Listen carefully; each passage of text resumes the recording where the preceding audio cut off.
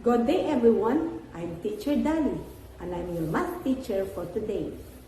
You've learned in your previous lessons all about dividing 3 to 4 digit numbers by 1 to 2 digit numbers.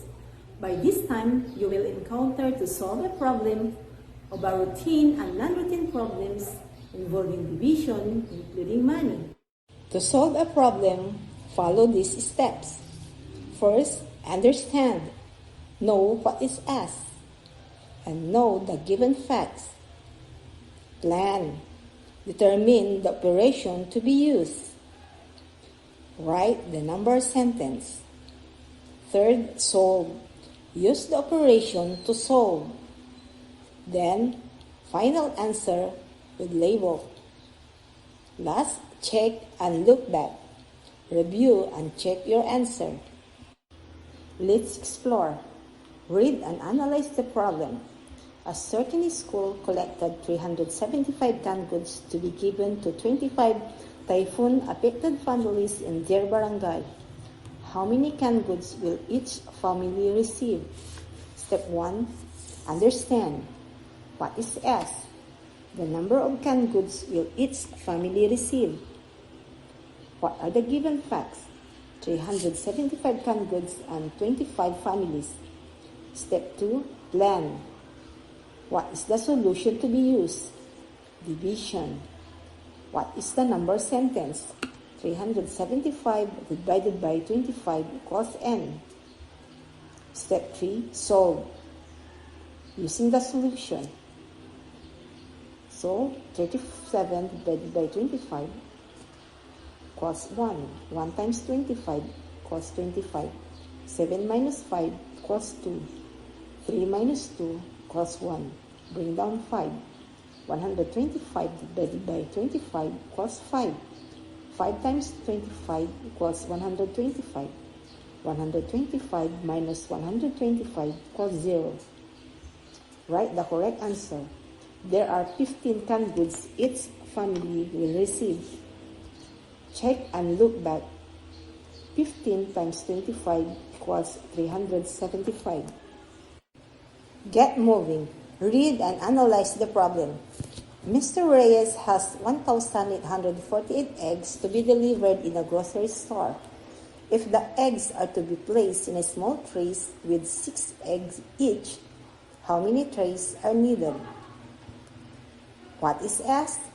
The number of trays Mr. Reyes need. What are the given facts? 1,848 eggs and 6 eggs in a tray. What is the operation to be used?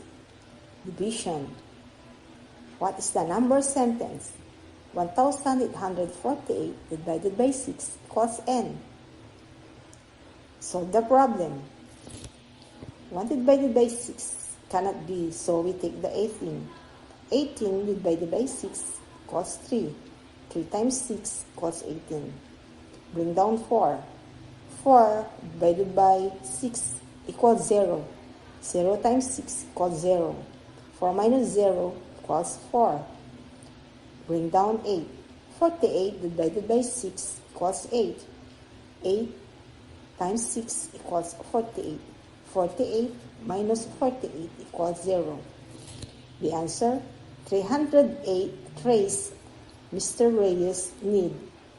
To check your answer, 308 times 6 equals 1,448. Let's try this. Solve the problem. 3 pupils shared the amount of 480 pesos to buy a birthday gift for their teacher. How much did each of them share? I will give you 1 minute to solve the problem. Are you T minus 1 minute.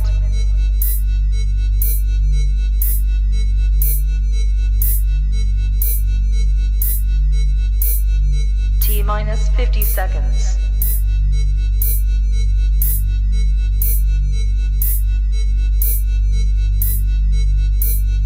T minus 40 seconds.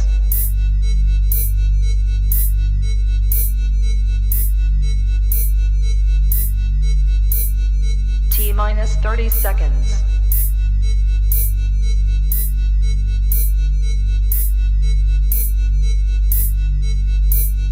T minus 20 seconds.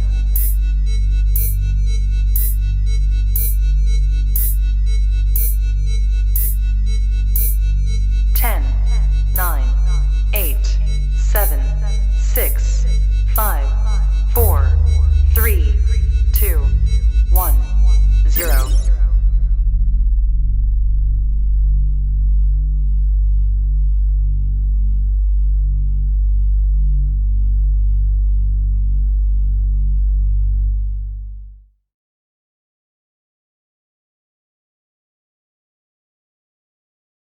Done, check your answer. What is S? The amount of money its pupils share. What are the given facts? 3 pupils and 480 pesos. What is the solution to be used? Division. What is the number sentence? 480 divided by 3 equals n. Solve the problem. We take first the 4. 4 divided by 3 equals 1. 1 times 3 equals 3. 4 minus 3 equals 1. Bring down 8. 18 divided by 3 equals 6. 6 times 3 equals 18. 18 minus 18 equals 0. Bring down 0. 0 divided by 3 is 0. 0 times 3 equals 0. 0 minus 0 equals 0. The answer is 160 pesos each pupil share. To check your answer, 160 times 3 equals 480. Don't forget to affix the peso sign when asking about money. Did you get it all? Well done. That's all for today. Thank you for watching.